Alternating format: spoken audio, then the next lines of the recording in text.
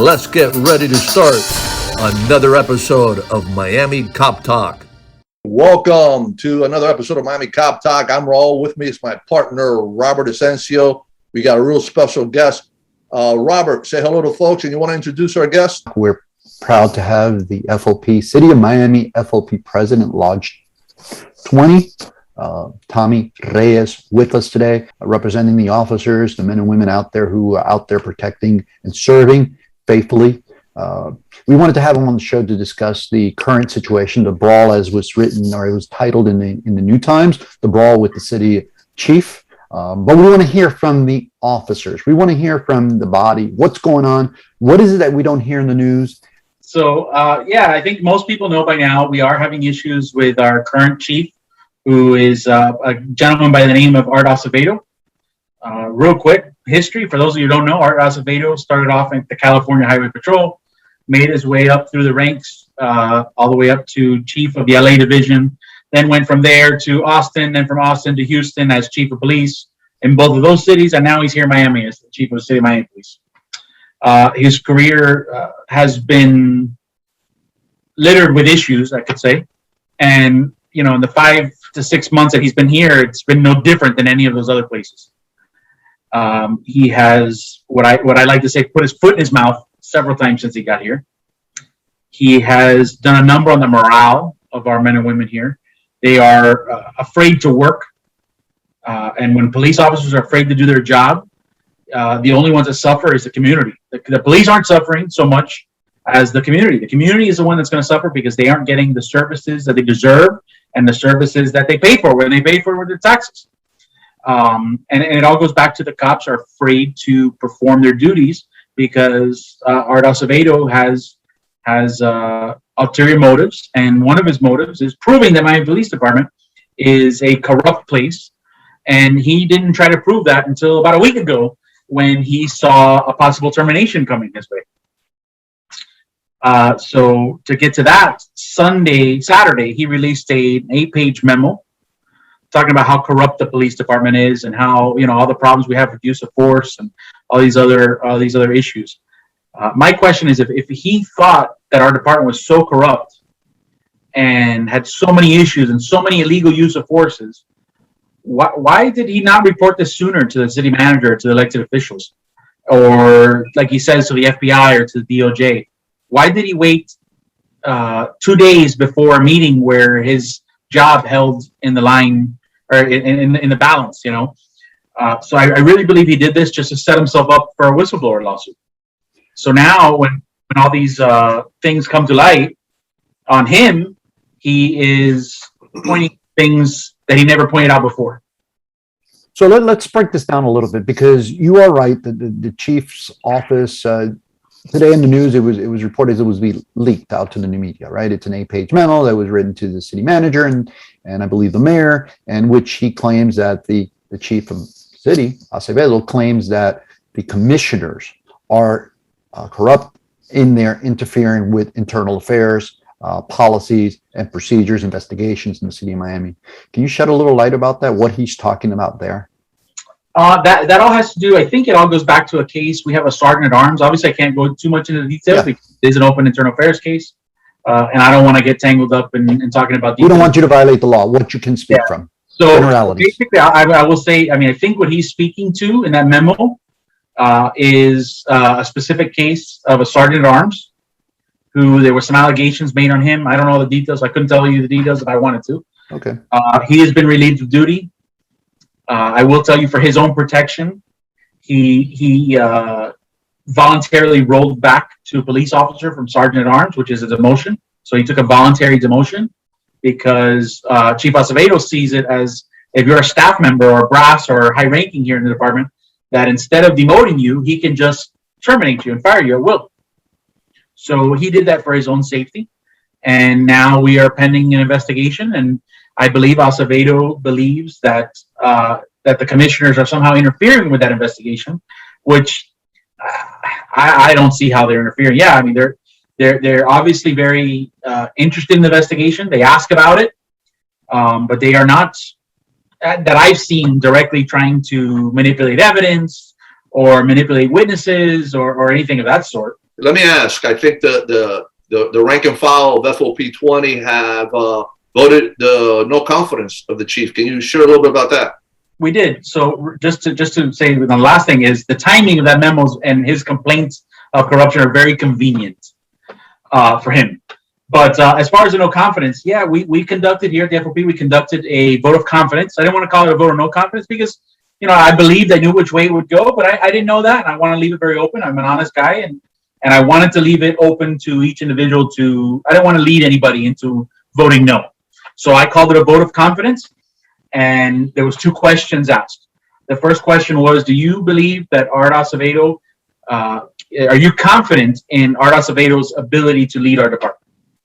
And an astounding 79% of the people who took the survey voted that they are not confident in his ability to lead the department. So we had a total of almost 800 people that took it, that voted, and it was, I think, 615 that voted that they do not have confidence in his ability to lead the department. We have roughly, it varies by day depending on new hires and people that leave the department or people that get fired or what on. But we have roughly 1,300 active police officers, and we had over 800 votes. So it was well over half of everybody that voted. It's not normal in a vote like this that you would get full participation. So I think the number of participants is very good, and it's telling on its own. And because how passionate people are, people tend not to get involved and vote, go out of their way to vote for things if they're not passionate about it. It's the same as you see in national elections. When there's heated topics and heated debate, more people come out because they're more passionate about it. So I think a lot of people came out and voted on this, way over half, and we see that in the numbers that they were passionate about this. And it was, I believe, out of the 800 and change, 615 voted they don't have confidence in his ability to lead our department. How long have you been with the city of Miami, Reyes? 15 years last week. In your 15 years, how many of the command staff members now that are currently in the city of Miami have you worked with when they were, everyone that I'm aware of, and correct me if I'm wrong, that's on the executive staff, command staff, everyone's come up through the ranks. So everyone at some point in time was a sergeant, lieutenant on their way up, correct? Yes, sir. So how many of those individuals do you know, maybe on a personal level, that you've had offline discussions? Let's not throw anybody under the bus, but how many of those individuals feel confident being on the chief's staff? I don't think very many of them are confident. There's probably a small handful. And when I talk about the staff, I don't even want to talk about confidence here. I want to talk about the fear. They're scared. They're all petrified. Because this chief has an idea in his head that if you're a staff member and he finds a reason to fire you, he can fire you, that you don't have civil service protections to roll back to your civil service rank. So just like he did with Deputy Chief Papier and Commander Papier, where our argument is not that he can't demote them. He can demote them back to their civil service rank all he wants. But the fact that he terminated them instead of allowing them, or instead of demoting them or allowing them to roll back to their civil service ranks, is a detriment to the department, because why would anybody want to be promoted to a ranking officer if tomorrow they could be fired? They basically, his opinion is, if you are a ranking officer, that you are an at-will employee and can be fired on the spot for any reason with no civil service protections. Why did he terminate the deputy chief and the commander? It all had to do with a traffic crash. But even still, he doesn't recognize their civil service rights.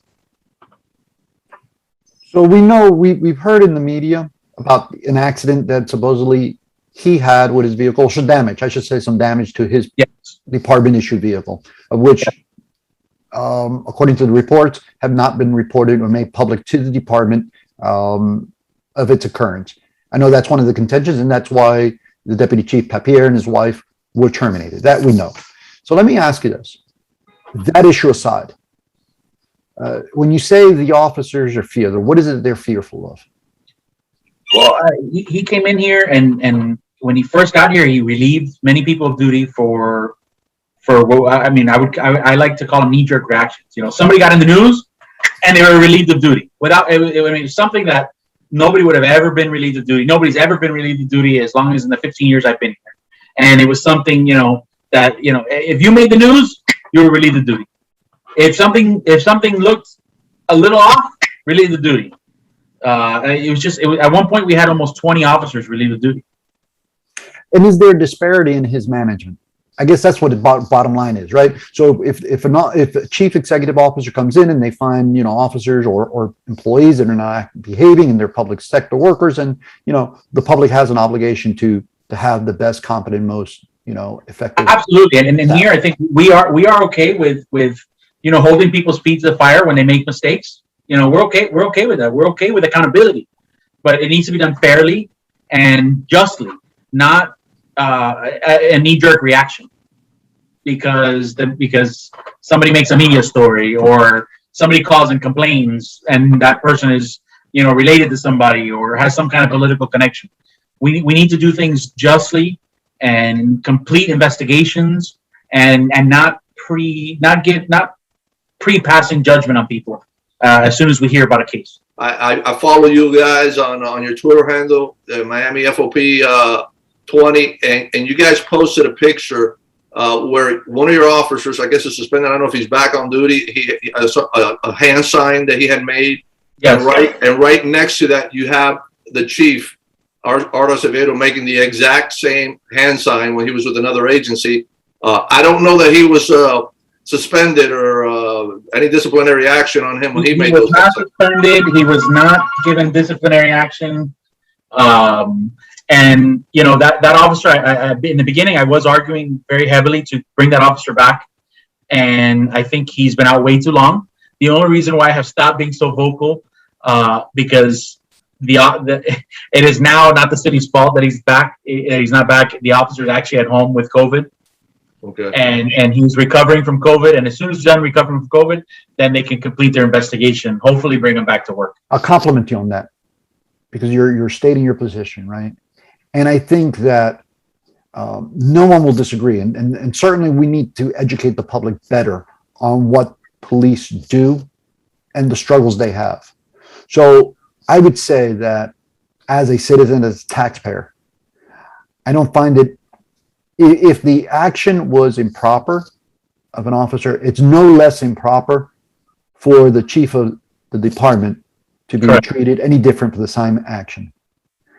And here we have a conflict of treatment. And I think what you're saying is, if I'm reading you correctly, since the chief has come on board, and we will reach out to the chief and ask him to come on board. I believe he's been put essentially on timeout, media timeout, so he may not be able to come on because he might be restricted.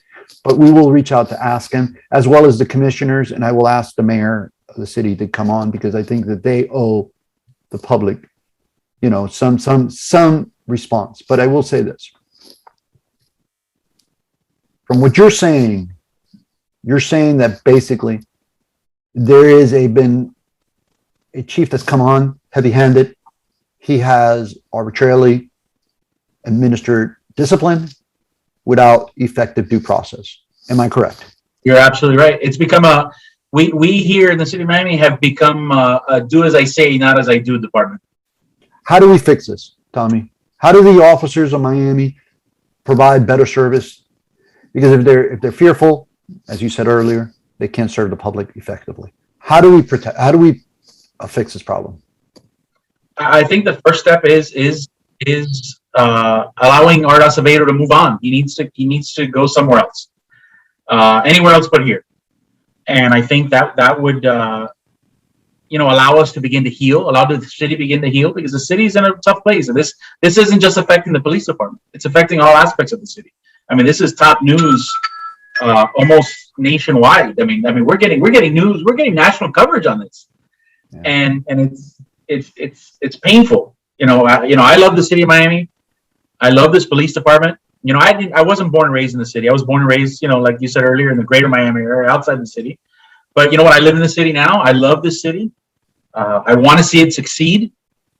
And I think most of our policemen and policewomen feel the same way. I think we care. That little palm tree on our shoulder, we actually take pride in that. People see it as just a patch, but I think most of us, and you guys, being retired cops, no, you take pride in that uniform when you put on, and you take pride in the name. When we go outside of here and we tell people, hey, we're from the Miami Police Department, people see that as something, and we see it as something. And I think that the chief has hurt that, and he's hurt our image, and he's hurt the morale, and as long as he's still here, that's going to continue to happen. Do you think there's any salvaging the tenure of Chief Art Acevedo? At this point, no. I think we're past that. We tried it. The mayor brought us together, and it was. I think mostly everybody gave it a good shot. And the mayor means well, and I think he did a great job, and he's done a great job to mediate this, in my opinion. The manager and the mayor were sold a bill of goods that Art Acevedo can't cash. He can't deliver the bill of goods that he sold them. I don't even think it's their fault. I think it's entirely the chief's fault. A lot of people are blaming the mayor and the manager. I don't think it's their fault at all. I think it's Art Acevedo's fault.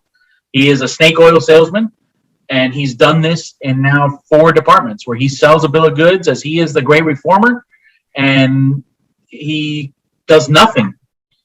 He came in here talking about all the things he was going to do, and he has done nothing in the 6 months he's done here. He has done nothing but kill morale. There's a commission meeting where they will be discussing the findings of the commission's investigation into the chief's hiring and his tenure. What do you expect to come out of that? And what are you guys seeking from I don't know so much if obviously I'm not on the commission, I hear some things, but I don't hear everything. I don't think they're going to have any findings yet. I think it's way too soon, because they're talking about hiring an attorney to do the investigation, and there's no way they did that between Monday and now. There may be some new evidence coming to light. I mean, I don't know if you guys saw it. We didn't talk about it, but the chief was involved in what appears to be a traffic crash. Yeah. I don't know if you guys saw those pictures. I took those pictures. The media has those pictures. Yeah. They are out there. They're public. And I've heard that there may be some more evidence as of yesterday to prove that he was involved in a traffic crash. And as of now, I don't believe it was reported. I'm sure the city has a standing order on the time frame to report an incident. So if that was violated, I think if that turns out to be true, I can tell you. Listen, I've been a policeman long enough. I've done enough traffic crashes, and I can tell you that vehicle was involved in a crash. There's no doubt in my mind that vehicle wasn't involved in a crash. I have the pictures that show it, and I understand that there's some new evidence and some new people that investigated further, and that they have discovered that there's even more evidence to prove that vehicle was involved in a crash. And Tommy, I'm gonna throw you a bone here. It may sound petty to those listening. It does sound minor. It does sound like a minor accident. It is. I mean, I can look at the damage. It's not horrible damage, but it's when you don't report it, it becomes very big. It becomes huge because although it's minor damage, we don't know what he hit. We don't know who he hit. For all we know, there's a dead bicyclist in a ditch somewhere, or a dead motorcyclist in a ditch that we never found because he ran him off the road. We don't know because he never reported the accident. So, Tommy, what would happen to an officer if they failed to report? There would definitely be an investigation. Internal Affairs would do an investigation, and depending on the evidence, they would be disciplined. I don't know. And obviously it depends on the severity of the accident. There's a lot of things to say. I think in a small crash like this, I don't know. I don't know what the severity is because we don't know what he hit. It looks like a little accident, but like I said, it could be very serious. There could be a dead person somewhere, but we don't know. Tommy, if you have a message, two messages, one for the citizens of Miami, and 2, a message for the current chief of police of the city of Miami, what is your message to both parties? So to the citizens is forgive these growing pains we're going through, and know that the police officers are there to serve you. And, we may not be perfect. We are human, but we are there to serve you, and we love doing what we do. To the chief, take the buyout and move back to Texas, please. Let us heal. I want to thank the men and women of the city of Miami via the president of the FOP for their continued dedication to the community. There are all kinds of challenges, certainly in the COVID period. Our officers, COVID has taken more officers than any one assailant. So things are difficult. aside from that, you have a lot of bad people out there. So thank you, and give our gratitude, express our gratitude to the men and women who are actually serving out there, doing the right thing by the cities, by the citizens of this great county. And on behalf of Robert Asencio and Raul Correa, we want to thank you for listening to Miami Cop Talk. Stay connected and visit us at MiamiCopTalk.com.